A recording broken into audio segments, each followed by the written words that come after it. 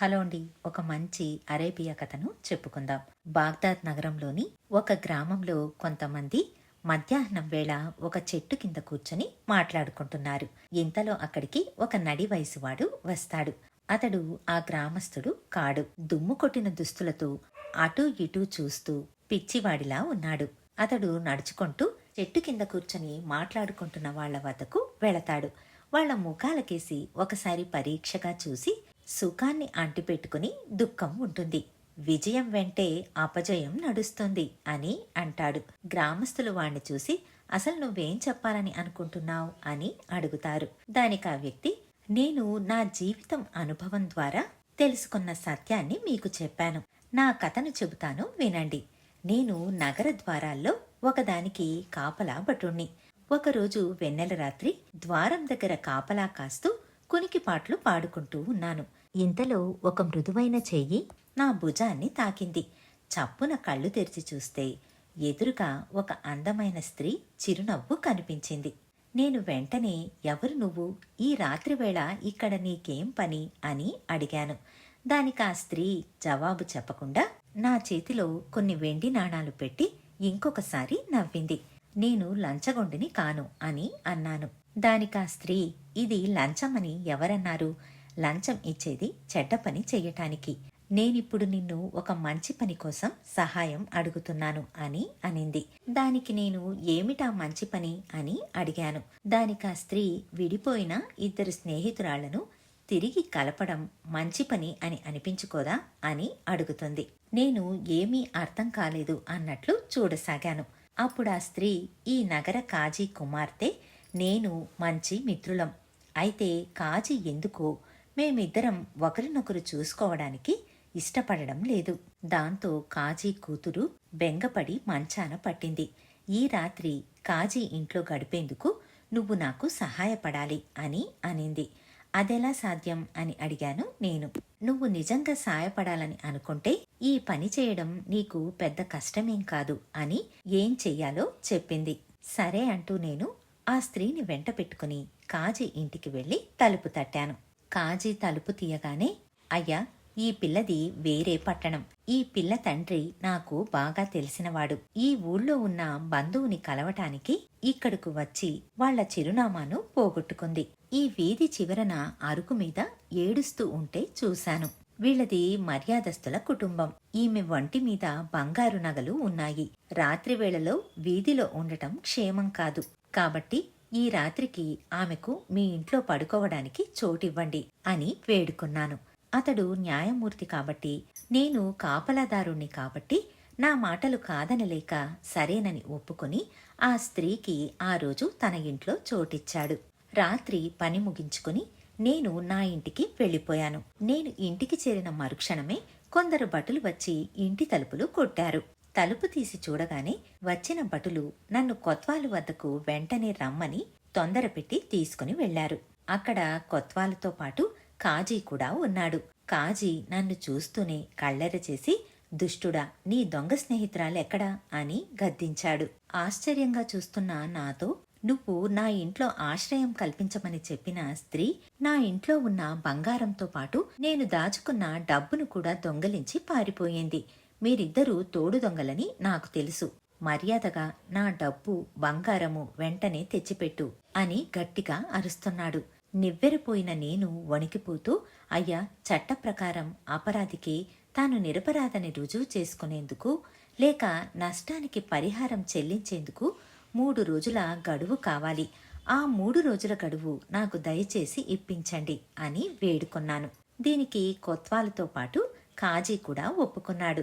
అటుపై నేను 2 రోజుల పాటు నగరమంతా చుట్టాను. ఎక్కడా ఆమె కనిపించలేదు. ఇక నాకు చావు తప్పదన్న భయం పట్టుకుంది. అయితే 3వ రోజు ఒక ఇంటి కిటికీలో నుండి ఒక స్త్రీ ముఖం కనిపించింది. నన్ను చూసిన వెంటనే రమ్మన్నట్టు సైగ చేయడంతో పరిగెత్తుకుంటూ వెళ్లి, దొరికావా దొంగ అంటూ పళ్ళు కొరికాను. అయితే ఆమె ఏమాత్రం భయపడకుండా, నేను దొరకడం కాదు, ఎలాగైతేనే నిన్ను పట్టుకున్నాను అని గట్టిగా నవ్వింది. నీ కారణంగా నేనెన్ని కష్టాలు పడ్డానో తెలుసా అని అన్నాను. దానికి ఆ స్త్రీ, నాకేమైనా నీ వల్ల తక్కువ కష్టాలొచ్చిందనుకున్నావా అంటూ ప్రశ్నించింది. నా వల్ల నీకు కష్టాలేంటి అని అడిగాను. ఆమె కాసేపు మౌనంగా ఉండి తరువాత నవ్వుతూ, నేను కిటికీలో నుంచి వీధికేసి ఎందుకు చూస్తున్నానని అనుకుంటున్నావ్? ఏదో ఒకరోజు నువ్వు ఈ వీధిలో వస్తావని నాకు తెలుసు అని అన్నది. దానికి నేను, అర్థం లేని ఈ పిచ్చివాగుడు ఆపు. నా సహాయంతో మోసం చేసి కాజీ ఇంట చేరుకుని ఆయన ఇల్లంతా దోచావు. నీకు నాతో పనేంటి అని అడిగాను. అప్పుడా స్త్రీ, కాజీ అన్యాయంగా ఆర్జించిన ధనాన్నంతా నేను దొంగలించిన మాట నిజమే. అయితే ఆ పనిని ఎందుకు చేశానని అనుకుంటున్నావు? మన ఇద్దరం పెళ్లి చేసుకుని ఆ ధనంతో హాయిగా బతకవచ్చని అలా చేశాను. ఇదిగో చూడు అంటూ పక్కన ఉన్న బీరువాని తీసి చూపించింది. ఆ బీరువా నిండా ధనం, బంగారం ఉంది. ఒకవైపు ఆశ్చర్యంతో కళ్ళు పెద్దవి చేసుకుని ఆ ధనాన్ని చూస్తూ నేను ఆ స్త్రీతో, అంతా బాగానే ఉంది కాని ఇప్పుడు నేను చిక్కుల్లో ఉన్నాను. నువ్వు కాజీ ఇంట చేసిన దొంగతనంలో నాకు కూడా భాగం ఉందని నా మీద నేరాన్ని మోపారు అని అన్నాను. దానికా స్త్రీ, అంతే కదా, భయపడకు, కాజీయే నేరస్తుడని రుజువు చేసే పథకం నా దగ్గర ఉంది అని నేనేం చెయ్యాలో చెప్పింది. ఇది విని ఇద్దరూ నవ్వుకొన్నాం. నేను అక్కడ్నుంచి బయలుదేరి కొత్వాల్ వద్దకు వెళ్ళి, అయ్యా, ఆ స్త్రీ ఇంకా కాజీ ఇంట్లోనే ఉందని నా నమ్మకం. కొన్ని ఆరాలు తీశాక ఈ నమ్మకం కలిగింది. కాజీ ఇంట ఆమె ఎక్కడుందో నేను వెతికి చూస్తాను అని అన్నాను. ఆ తరువాత నేను కొత్వాలు కలిసి కాజీ ఇంటికి వెళ్ళాము. విషయం చెప్పగానే కాజీకి ఆశ్చర్యంతో పాటు కోపం కూడా వచ్చింది. అయినా సరే ఇల్లు వెతకడానికి ఒప్పుకున్నాడు. నేను అన్ని గదులు వెతుకుతూ ఒక గదిలో ఉన్న కొయ్యపెట్ట వెనక్కు తొంగి చూసి, అయ్యా, ఆ స్త్రీ ధరించిన దుస్తుల రంగేంటి అని అడిగాను. దానికి కాజీ, పసుపు పచ్చ దుస్తులు అని అన్నాడు. వెంటనే నేను ఆ పెట్టె వెనక నుంచి స్త్రీలు ధరించే పసుపు పచ్చటి రంగు దుస్తుల్ని బయటకి లాగాను. దానికి అక్కడక్కడ నెత్తురు మరకలు ఉన్నాయి. అది చూస్తూనే కాజీ, కొత్వాలు నివ్వెరపోయారు. 2 నిమిషాలు నిశ్శబ్దంగా ఉండిపోయారు. తరువాత కొత్వాలు కాజీతో, మీరు ఆ స్త్రీని ఎందుకు చంపారు అని అడిగాడు. దానికి కాజీ, ఏంటి, ఆ స్త్రీని నేను చంపానని అంటున్నారా అని కుప్పలా కూలిపోయాడు. అతడిని చూసి కొత్వాలికి జాలి కలిగి కాజీని ఓదారుస్తూ, మీరేమీ భయపడకండి, హత్య ఇంకెవరైనా చేసి ఉండవచ్చు. మిమ్మల్ని చూస్తే జాలి కలుగుతోంది. ఈ సంగతి ఇక్కడికే మర్చిపోదాం అని నాతో ఈ విషయాన్ని ఎవరితో చెప్పకు అని ఆజ్ఞాపించాడు. నేను ఎంతో సంతోషపడిపోతూ, అయ్యా, మీ ఆజ్ఞను తప్పకుండా పాలిస్తాను అని చెప్పి మహదానందపడిపోతూ బయటకి వచ్చి ఆ స్త్రీ ఉన్న ఇంటికి వెళ్ళాను. ఆ స్త్రీ తెలివితేటలు నాకు గొప్పగా అనిపించింది. ఆమె కాజీ ఇల్లంతా దోచుకోవడమే కాకుండా అక్కడ తాను హత్య చేయబడినట్టు రుజువులు కూడా చూపింది. ఇక నేను తనను పెళ్లి చేసుకుని వేరే దేశానికి వెళ్లి హాయిగా బతకచ్చని సంతోషంగా ఆ ఇంటి వైపుకి వెళ్ళాను. అయితే ఆ ఇంటికి తాళం వేసి ఉంది.